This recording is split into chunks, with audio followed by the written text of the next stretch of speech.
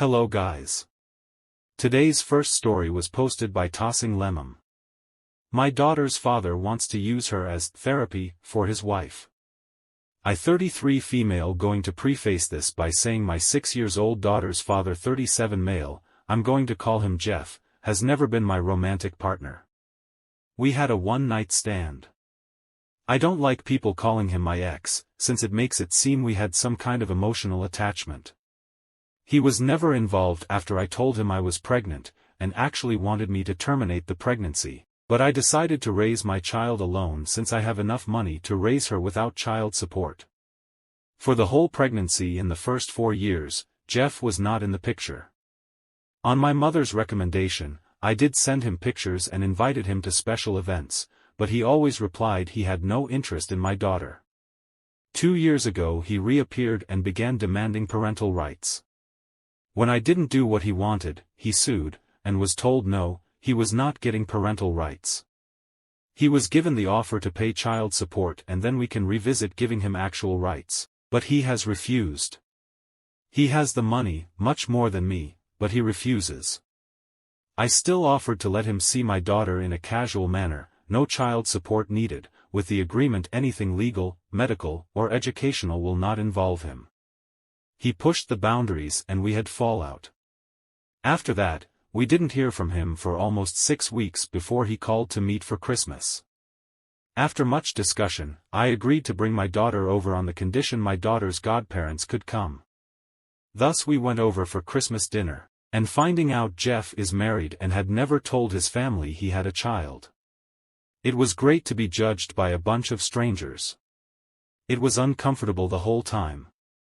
I'm going to use fake names, but let's say my daughter's name is Katie.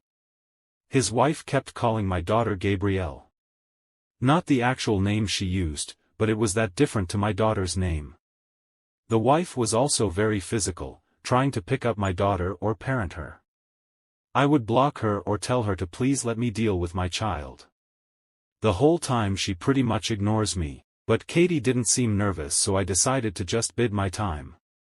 I hit my limit when my daughter said she needed the bathroom and this stranger went, "Oh Gabby, you need pot thai?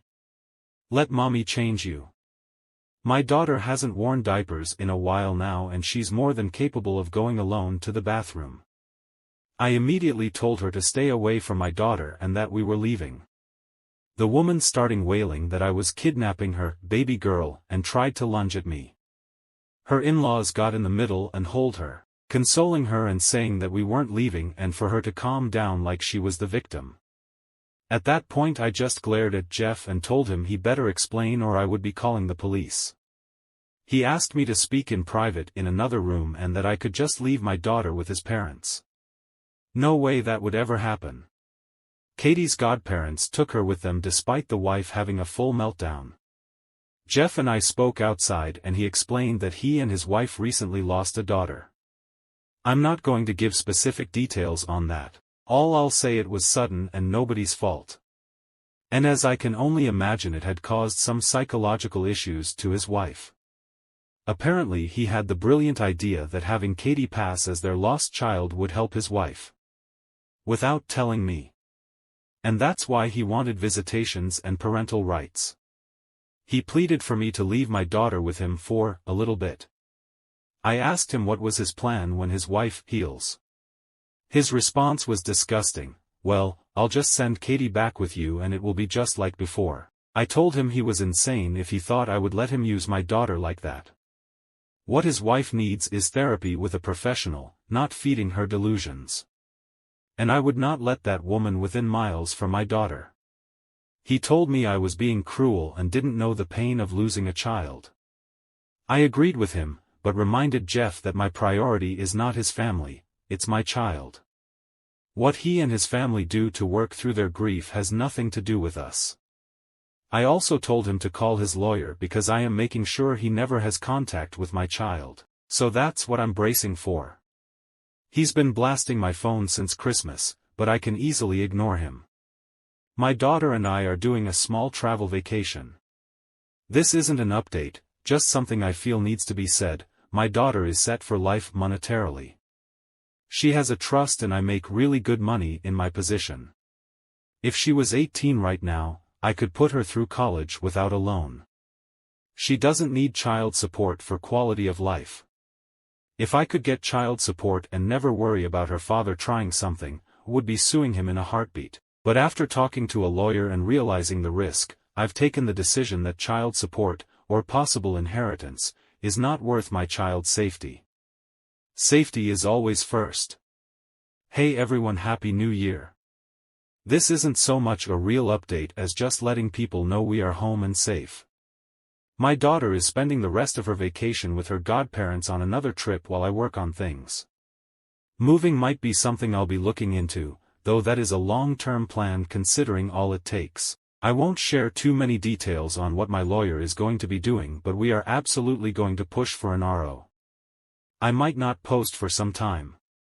At least not until things settled. I do appreciate all the support and good advice. I'm taking a lot of it into account as I plan how to move forward. Update. Hey everyone, I decided to post a last update, since I will be going full silent for a long period. For those that didn't know, I'm right now dealing with my daughter's father and his delusion. He wants to use my daughter as a therapy doll for his wife that recently lost a child. A lot people were worried for my daughter and me, and I truly appreciate it. We're both safe, she's currently having a great vacation with her godparents, and I'm currently making my own arrangements to move on. My lawyer is working hard on keeping everything in order. I know a cease and desist was his first action and we are going for no contact. He says we have a solid case and hopefully this will be resolved relatively fast. And by that I mean a year or two. We did get a temporary restraining order. It's only until our first court date, but after it could be extended. I haven't had direct contact with Jeff. He lawyered up too and tried to send a threat to take full custody. My lawyer laughed at it since his reasoning was parental alienation. Except I have proof I tried for years to have him involved. Apparently turning in a few emails showing my attempts was enough to get them to change parental alienation to a different reasoning. My lawyer is not worried in all honesty. For now I've decided after much thinking that moving is going to be necessary. It won't be something I can do on a whim, but I'll be looking into new houses within the month to hopefully move sometime this year. School will remain the same, but we will be speaking to the admin to make sure only certain people can pick her up. And part of that decision has been to hire a private driver. He's someone I absolutely trust and has worked for relatives in the past, so I'm very comfortable with the idea and so is my daughter. Now I just have to make sure they don't go for fast food every day after school. Things in all honesty are not that scary right now. I have a good lawyer, good evidence, and my little girl is happy and healthy, so I'm just going to focus on working things little by little. Because of the legal proceedings I don't think I'll be posting any updates anytime soon. And to those sending me PMs telling me I'm horrible for keeping my daughter from her father, or telling me I shouldn't have had her in the first place, please kindly speak to the void. I'm too busy. Our second story was posted by the Brown Hamster. Am I the asshole for putting my foot down and not adding my husband to the deed? Background: I 29 female have known and been with my husband 33 male for past 4 years and married for 2 years. I started working when I was 21 right after my bachelor's degree. After 2 years of working, I bought myself a house. Nothing fancy. I bought the land and built the house. It is a 3-bedroom, 2-floor house. I got to know and date my husband in 2019. The construction of my house had finished by then. He lived in a different country, so when he visited me, I took him to show my house. I am very proud of it. It is something I built with my own money and I own it. However, small. After our wedding I moved to the country where he was already staying. We split our bills and rent equally. We both work in IT and earn pretty good. So we are planning to buy a house. We found a place we liked and can afford. We are putting both our names to the deed because both of us are paying for it together. The problem arose when he said he wanted his name added to the house I bought by myself. I am not comfortable doing that. And I said so. He said it's unfair that I have two now and he would have part on one. I said it was his bad plan for not buying a house before. I bought that house before I knew he existed and with my own money. Since he had no contribution to it, I am not obligated to make him feel good by adding him to deeds. He then proceeded to call his family. While his sister and BL support me, his mom and dad said that it's not about money but it's about the togetherness and whatever it is should be for the both of us or none. I said I am sorry, but this is not happening. He will never be in the deed even if he pays his share, which he and his family thinks he should not because it's ours, not mine or his, because I know how much I struggled to have that house and make it happen. Now his mom and dad are saying I disrespected them by saying this. So am I the asshole? Edit 1, both of us are from the same country. We are on a visa in a different country and we work there. We are planning to buy a house where we work on visa. We are allowed to do that. We are planning to stay for 5 more years at least, so buying a house made it seem logical. In my country, we don't have a prenup culture. I did tell him earlier that this was mine and I won't ever give it to anyone. Unless I am dead, in which case it will go to either my kids, if I have any, or the charity. Edit 2, because someone pointed this out, my husband's family has generational wealth. I don't. He has never depended on me for anything. We married because we loved each other. It has nothing to do with money, at least in my case. Edit 3, I am sorry if it looks like I am entitled when I say that I bought the land from my dad in a comment. I did buy it from him for real cheap, but I paid off all the construction cost, material cost, labor cost etc. by myself. I even plastered and painted the walls myself when I was a little low on money. I think this makes it valid for me to be proud of what I did. I'm from a developing country and I am sorry that you have to shit on me if just the land came for cheap and I paid and did everything. I have been cut tiles myself and mixed paints and watered the cement. So hell yeah, I am proud and have emotional attachment to that place. Edit 4, I am not in US. Any property I own before marriage or after, if it has my name on the deeds, it belongs to me alone. I can choose to register it in anyone else's name if I want to, or register a POA or register someone as co-owner later. But, it's completely up to my discretion. We do not have a communal property law. Update. I talked to my husband. I told him all my insecurities regarding the matter. I told him how I put my blood and sweat into it, how I have spent nights without sleeping and a few without eating to finish it, how I have plastered and painted the walls myself. He was very understanding. He told me how he didn't know all that and what that means to me. He is fine with not being added to the deed. I suggested him to buy another place which is just his, and since it is not the end of the world and we will earn more, we will buy even more assets in future, and he was fine with all the suggestions. Talking to his parents, he told them that it is not happening. They are still upset and think I am wrong, and they did say so. This time, however, he told them it's not their decision to make and it should not bother them. We are building a life together. He was wrong to bring them into it and he apologized for that.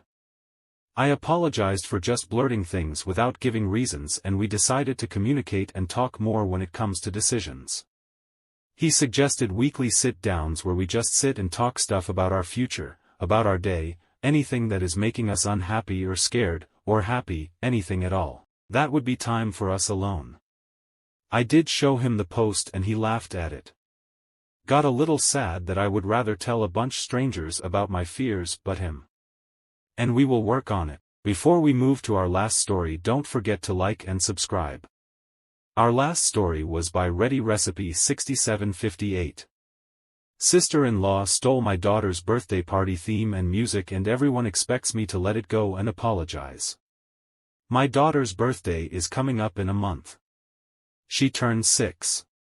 It's the first time I'm financially stable enough to actually throw a birthday party for her and get her the fairy dress she always wanted.